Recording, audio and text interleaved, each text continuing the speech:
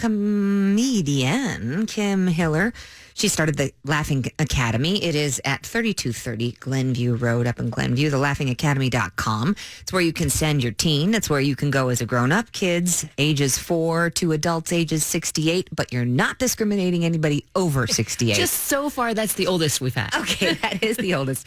So far, over 60 students since you guys opened your doors in the fall. That's amazing. Oh, no. We teach 600 students a week. Oh, good grief. Then where did I get 60? Is it 60 a day? Yesterday I taught 62 people. Oh, see, I knew I had 62 in my head for a reason. Okay, so just in one day you had 62. Okay, Yes. So hundreds of students are benefiting from the Laughing Academy. But let's rewind the clock.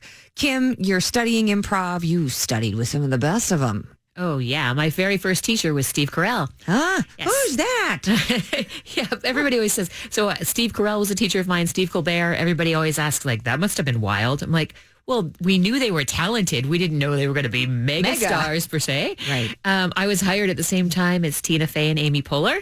Say what? Yeah. As I say, they host the Golden Globes. I host the Glenview Education Foundation Trivia Night. So it's the same career on a slightly different path. Slightly. Yes, I studied regular theater at the Stella Adler in New York City, and I moved here to Chicago literally on a whim. I did not know a soul. I had looked up what to do in Let's Go USA, a book I ended up stealing from the New York City Library.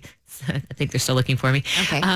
And I had heard you could go to Second City and see the $5 show on Monday nights. I walked in the doors and my life was changed forever. What was it about that show? I had never seen anything like that. It, the regular shows are primarily sketch with some improv and then an improv set at the end. But it was 6 people on stage with 6 chairs and minimal backdrop. But I went, 1,000 places in that show, and they were dozens of characters in those few hours. And I had to do it. I wanted to do it. You're like, I want to do that. Yeah, that's a follow your fear moment because it's terrifying. I had been doing Chekhov and Shakespeare in off Broadway in New York. And I came out here and I would take those classes with Steve Carell, go out on the breaks. I smoked cigarettes then. I'd go outside to have a cigarette and think, this is so hard. Why is this hard? And it was hard because I was making it difficult. That's what you later find out. Everything you need to know to be a successful improviser, you already possess. You just have to let yourself follow your intuition. Well, as you're teaching these kids and young adults and older adults and whoever comes to the Laughing Academy, what is the most rewarding part about what you do when you see someone come out of their shell and use their intuition on stage? I'm flat out living my dream. When I was 4th grade, I wrote in a diary, I want to be an actress, but mom says, no, I can't. So that's okay because I want to be a teacher. And then by the time I was studying in New York, I filled a journal, a 32-page journal with the reasons I thought this was a better way to teach children, but also people to live, to interact, to learn about history even. And so I'm doing all those things that I always dreamt about doing. I'm watching people be fulfilled, not just in their confidence on stage, but their ability to interact with other people. We teach a ton of people with special needs and who sometimes have trouble interacting socially with others. And we watch how this helps them make connections with others. There's a woman who came to one of my classes, a woman who's probably close to my mom's age. And her reason for coming was she had been asked to speak the eulogy at a number of her friends' funerals and was too afraid to get up and speak about these people she loved. Aww. And so to help her find this way to communicate and to share her voice and to not let that be squashed. Exactly. All of those things. Well, as you also go around and help other places use these tools, right? I mean, you go into schools. Yes. Okay. That's how we started 8 years ago. I was renting a little space, but that didn't last very long at all. The principal of one of my children's schools, when I described what I was doing, said, you've got to bring that here. And bam, with 0 sales and marketing, word of mouth, we went, from 0 to last spring, just in schools alone, we were teaching 546 kids a week. And it's amazing because these are kids who see each other during the day and there are different age groups, but when we bring them together and teach them these games, the way that they work together and collaborate and cooperate, It changes. Yes. Give the listeners an example of one of the games that maybe if there's a teacher listening, that they could do as an icebreaker. That's just an easy one. Maybe what you do for warm-up and the improv classes with the kids. Describe how those work. I will. Any of like a lot of the warm-up games, I have ended up adapting a lot of my stuff from the routine way that we would do it normally At in improv Second City? classes, because I have a master's in education and I'm specifically targeting towards the young students. But the most important part is you're setting up experiential learning. So you're setting up the experience, but you're really focused when you're developing this on what is the side coaching you're going to do, because you know you're going to see certain behaviors. So, for example, one of our favorite first day for young students exercises, I don't even know that there's a name for it, but I tell the kids to become a statue of something that begins with the letter B. And so 25 kids will become, somebody's a bee, somebody's a butterfly, somebody's a baseball. And then we get into pairs. Now the two of you work together, and I'm only going to give you 5 seconds to become a statue of something. Go. And we watch them work together. Then we do it in 4s, then we do it in 6. And we eventually have all 25 kids becoming something together. So the side coaching there is there's so many things, but we're largely talking about saying yes to the creative ideas of another. We're talking about supporting each other. We're talking about going where you're needed, that sometimes where you may want to be the wings, but the wings aren't needed. What can you do if you share a goal with others and it's a team? You go where you're needed. One of my favorite examples of this, we had a smaller, well, for us small, it was like only 15 kids. So it was a small class at one of the schools, and all of the kids were like second and third grade, and there was one kindergartner, and she wouldn't speak and she wouldn't move. And I have a dozen ways to help, not highlight that and try to slowly foster her in. But we were at a point where she just literally wouldn't move. So they would all become things, and she's just still sitting. And so I turned to the entire class and I said, all right, somebody's a baseball, someone's a butterfly, someone's a bee. She's sitting here. It's your job to make her look good. We're an ensemble. We're not done until all of us are in this.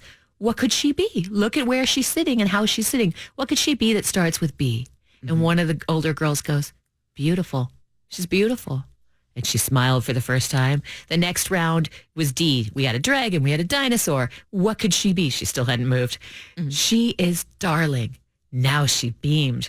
The next round, T.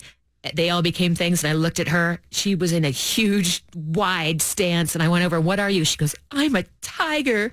So through the support of others, we were able to bring this girl out of her shell without pointing out that she was in a shell. That's incredible. And it's also teaching their brains to think different ways, firing the neurons in different pathways. Hugely important for kids who are stuck in their devices. You don't let them use their devices in class, do you? Absolutely not. And, the access to information and so many things about technology is amazing, but we are giving these kids school-issued iPads in kindergarten, and so they have them from the beginning, and we aren't...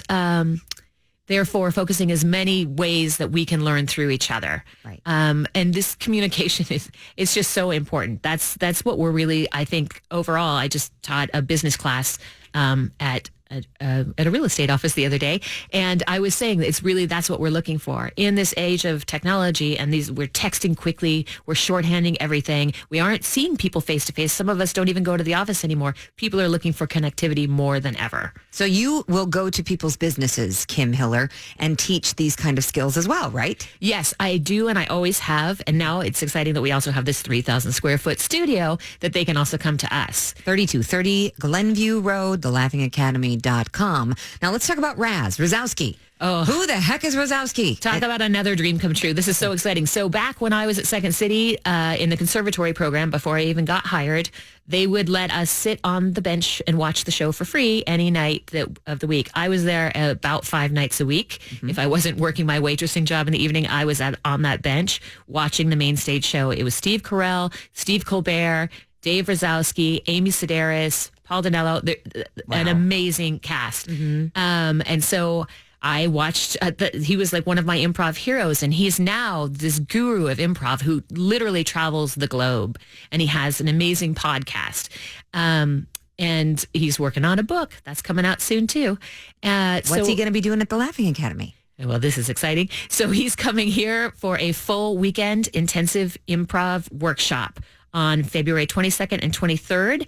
And on the 23rd, those who have participated in the workshop get to get on stage with Rosowski for a show at the Laughing Academy, which means he's been on stage with Carell, Colbert, Dratch, and you could be next. Dratch. That's awesome. So all you have to do is go to Laughing Academy, thelaughingacademy.com. You can register there, and it'll be right there. You can just click and follow the prompts. Yes, it's right there on our homepage, as a matter of fact, or you can look under adult classes and you'll find it there. It's for ages 18 and up. So my 13-year-old can't be in that one. It's 18 and up. It is 18 and up. Okay, got it. But it's going to be amazing. It's like I say, literally a dream come true to have one of your heroes reach out and come out from LA to do a workshop like that. It's amazing. Well, he remembers that Chicago is where he got his start at the Second City, and he probably wants to help out a former Second City classmate. Yeah, and he's from here. He's an Evanstonian. Guy. Yeah.